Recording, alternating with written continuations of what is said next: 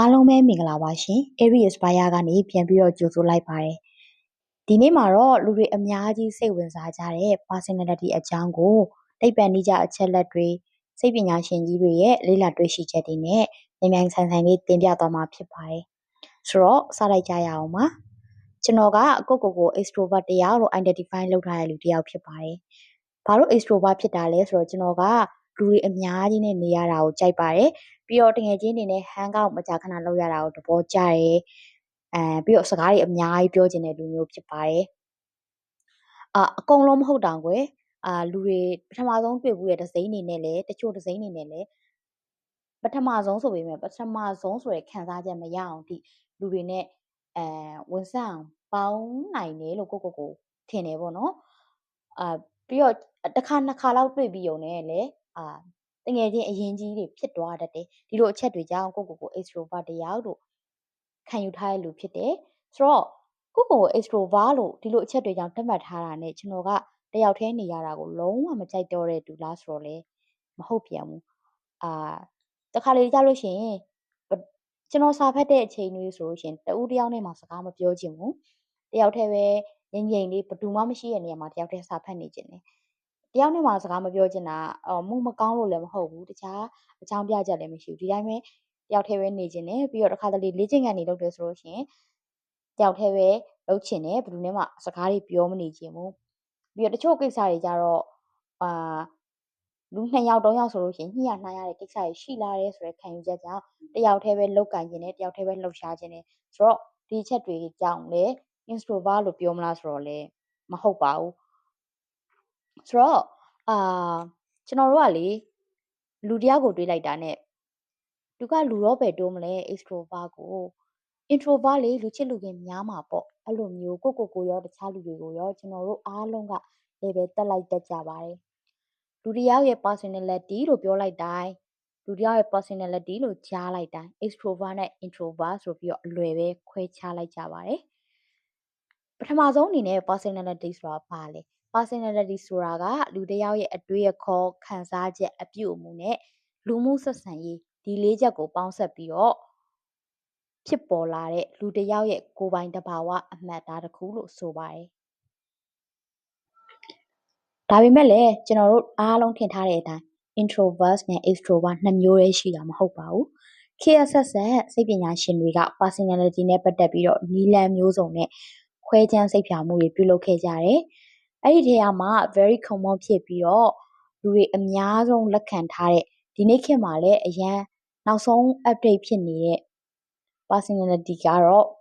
big 5 personality traits လို့ခေါ်တဲ့ personality 5မျိုးအကြောင်းကိုဒီနေ့ပြောသွားကြမှာဖြစ်ပါတယ်။ဆိုတော့ပထမဆုံးတစ်ခုအနေနဲ့ openness လို့ခေါ်ပါတယ်။မြန်မာမှုပြုမယ်ဆိုရင်တော့ပြုလွယ်ပြင်လွယ်ဖြစ်တဲ့သူလို့ဆိုလိုတာပါ။ဒီ personality ရှိတဲ့သူတွေကpersonality ရှိတဲ့လူတွေဆိုတာထက်မြင့်တဲ့လူတွေကအတွေ့အကြုံတစ်တွေအစားအသောက်တစ်တွေကိုနီးစမ်းရတာကိုကြိုက်တယ်ပြောချင်တာအတိတ်တစ်တွေကိုစူးစမ်းရတာကိုကြိုက်တယ်ပေါ့နော်ပြီးတော့ခရီးတွေသွားရတာစာအုပ်တွေဖတ်ရတာဒီလိုအရာမျိုးတွေကိုလေ့လာစူးစမ်းရတာကြိုက်တယ်ပြီးတော့ creative အရန်ဖြစ်တယ်အမှုပညာလုပ်ငန်းတွေကိုစိတ်ဝင်စားတယ်ပကြီးဆွဲတာတို့စာရေးတာတို့စသဖြင့်အဲ့လိုမျိုးအမှုပညာလုပ်ငန်းတွေကိုစိတ်ဝင်စားတယ်ပြီးတော့ပြုလေပြင်လေဖြစ်ကြတယ်ဒုတိယအမျိုးအစားကတော့ agreeableness လို့ခေါ်ပါတယ်ဒီစကားလုံးကိုမြန်မာမှုပြုမယ်ဆိုရင်တော့လိုက်ရောညီထွေဖြစ်တဲ့သူတွေလို့ပြောရမယ်ပေါ့နော်ဒီ personality မြင့်တဲ့လူတွေကကြတော့တစ်ဖက်သားကိုတနာတတ်တယ်ညှာတာတတ်တယ်စိတ်စေတနာအရန်ကောင်းကြတယ်တခြားသူတွေကိုအရန်ကူညီပေးတတ်တယ်ပြီးတော့စာနားလည်ပေးတယ်ကိုယ့်ရဲ့ပတ်ဝန်းကျင်ကလူတွေနဲ့ကိုယ့်ရဲ့ပတ်ဝန်းကျင်ကအရာတွေနဲ့အရန်လိုက်ရောညီထွေဖြစ်အောင်နေတတ်တယ်ကိုထက်တခြားသူတွေကိုပို့ပြီးတော့ဦးစားပေးတတ်တယ်လို့ဆိုပါတယ်တတိယအမျိုးအစားကတော့ neuroticism လို့ခေါ်ပါတယ်ဒီလူတွေကိုတော့စိတ်ခံစားမှုပြင်းထန်တဲ့လူတွေလို့ပြောကြပါမယ်ဒီ personality မြင့်တဲ့လူတွေက anxiety အရန်များတယ်စိတ်အတက်ကြအရန်မြန်တယ်စိတ်တူဒေါသထွက်လဲတယ်ပြေလွယ်ပြောက်လွယ်တယ်ပေါ့နော်ပြီးတော့တခုဆိုလို့ရှိရင်လည်းအရန်စိုးရင်ပူပန်တတ်တယ်တောကများတယ်ကိစ္စတိတိလေးတွေနဲ့လည်းမဖြစ်သလောက်ကိစ္စတိတိလေးတွေနဲ့လည်းအရန် stress ဖြစ်တယ်ဒီလိုလူမျိုးကိုကြတော့ neuroticism လို့ခေါ်ပါတယ် စတုထအမျိုးအစားကို extraversion လို့ခေါ်ပါတယ်လူမှုဆက်ဆံရေးကောင်းတဲ့ personality ရှိတဲ့လူတွေပါဒီ personality မြင့်တဲ့သူတွေကလူတစ်ယောက်ကိုတစ်ခါတွေ့ရုံနဲ့ရင်းနှီးလွယ်တယ်စကားတွေအများကြီးပြောရတာကြိုက်တယ်လူတွေစီattention ကိုရခြင်းနဲ့တကယ်ချင်းတွေနဲ့ hang out မကြာခဏလုပ်တာတွေပြီးတော့အဲ့လိုမျိုးပေါ့နော်အဲ့လိုမျိုးနေရတာကြိုက်တယ်အစုယုံနဲ့လှုပ်ရှားရတာလောက်ကင်ရတာကြိုက်တယ်ပြီးတော့တယောက်တည်းနေရတာဆိုတော့သူတို့အတွက် lonely ဖြစ်တယ်လူတွေအများကြီးနဲ့ရောရောနှောနှောနေပြီးတော့အုပ်စုလိုက်လှုပ်ရှားလောက်ကင်ရတာတွေကိုသဘောကျတယ်ဒါပေမဲ့သူတို့မှာအားနည်းချက်တော့ရှိတယ်သူတို့ရဲ့အားနည်းချက်ကအများကြီးမစင်စားဘဲနဲ့ဆုံးဖြတ်ချက်တွေစကားတွေကိုအလွယ်ပြောတယ်အလွယ်လုပ်တတ်တယ်နောက်ဆုံး personality trait တစ်ခုကတော့ conscientiousness လို့ခေါ်ပါတယ်တာဝန်ယူမှုနဲ့စနစ်တကျရှိရလူတွေကိုဆိုလိုပါတယ်ဒီ personality ရှိရသူတွေကကြတော့စီကံကြီးတယ်စီကံလည်းရှိတယ်ကိုပစ္စည်းပဲဖြစ်ဖြစ်သူပစ္စည်းပဲဖြစ်ဖြစ်သူ့ရဲ့သဘောတဘာဝကိုကစီကံရှိရပြီးတော့ self control အရန်အားကောင်းတယ်အိမ်မက်တွေရည်မှန်းချက်တွေမြင့်မြင့်မားမားရှိတယ်ဘာပဲလုပ်လို့ plan လေးချပြီးတော့မှစနစ်တကျလုပ်တတ်ခိုင်းတတ်တယ်သူလှုပ်လိုက်တဲ့ကိစ္စတိုင်းကိုလည်း details ကယူဆိုင်တယ်ကိုလှုပ်လိုက်တဲ့လုပ်ရက်တိုင်းအတွက်ကောင်းကောင်းတာဝန်ယူရဲတယ်တာဝန်ခံရဲတယ်ဒီလိုမျိုးpersonality traits က5မျိုးရှိပါတယ်လို့ဆိုနေပေမဲ့ကျွန်တော်တို့ရဲ့နေ့စဉ်ဘဝမှာကကြတော့ introvert နဲ့ extrovert ဆိုပြီးတော့2မျိုးကိုပဲအမြဲတမ်းကြားနေရတတ်ပါတယ်ဒီ extrovert နဲ့ introvert ကတကယ်တမ်းကျတော့extraversion trait ကနေပြီးတော့အဲ့ဒီတစ်ခုတည်းကနေပြီးတော့အခြေခံပြီးတော့ခွဲခြားထားတာဖြစ်ပါတယ် extraversion trait ကဒီ personality 5ခုထဲမှာပေါ့နော်အလွယ်တကူအမြင်နဲ့ကောက်ချက်ချလို့ရတဲ့ personality trait တစ်ခုဖြစ်နေပါတယ်ဥပမာကွယ်လူတစ်ယောက်ကဘယ်လောက်ထိစကားများလဲဘယ်လောက်ထိနှုတ်နေလဲတယောက်တည်းနေရတာကိုသဘောကျတာလားလူအများနဲ့နေရတာကိုသဘောကျတာလားဒီအချက်တွေကဘေးကကြည့်နေရုံနဲ့အလွယ်တကူနဲ့မြန်မြန်ဆန်ဆန်ကောက်ချက်ချလို့ရပါတယ်စီကံရှိတယ်စိုးရိမ်ဒုက္ခတွေအများများတယ်လူတွေပေါ်မှာစာနာနားလေပေးတယ်ဆိုတဲ့အချက်တွေကကြတော့ချက်ချင်းကြီးကောက်ချက်ချလို့မရနိုင်ဘူးပေါ့နော်အချိန်တစ်ခုယူပြီးလေ့လာမှသိနိုင်တာဖြစ်လို့ personality တစ်ခုလုံးကိုမပြောတော့ဘဲနဲ့ extraversion trait တစ်ခုတည်းကိုပဲအခြေခံပြီးတော့လူတစ်ယောက်ကိုintrovert ဖြစ်တယ်ဒီလူကတော့ extrovert အုပ်စုတွေကိုသွားရမယ်ဆိုပြီးတော့အလွယ်တကူကောက်ချက်ချလိုက်တာပဲဖြစ်ပါတယ်တကယ်တမ်းမှာကြတော့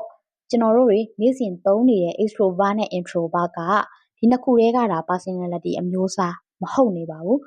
သူတို့နှစ်ခုက personality ရဲ့အစိတ်အပိုင်းတစ်ခုပါဖြစ်ပါတယ်အစိတ်အပိုင်းဆိုတာမှာတောင်မှပဲ extraversion ကနေခွဲထွက်လာတဲ့အစိတ်အပိုင်းလေးတွေပဲဖြစ်ပါတယ်လေ့လာတွေ့ရှိချက်တွေအရလူတစ်ယောက်ချင်းစီမှာဒီ big 5 personality trait ဆိုပြီးတော့5ခုစလုံး personality 5ခုစလုံးရှိနေတတ်ပါတယ်ဒါကြောင့်လေလူတစ်ယောက်စီမှာအရန်ပဲ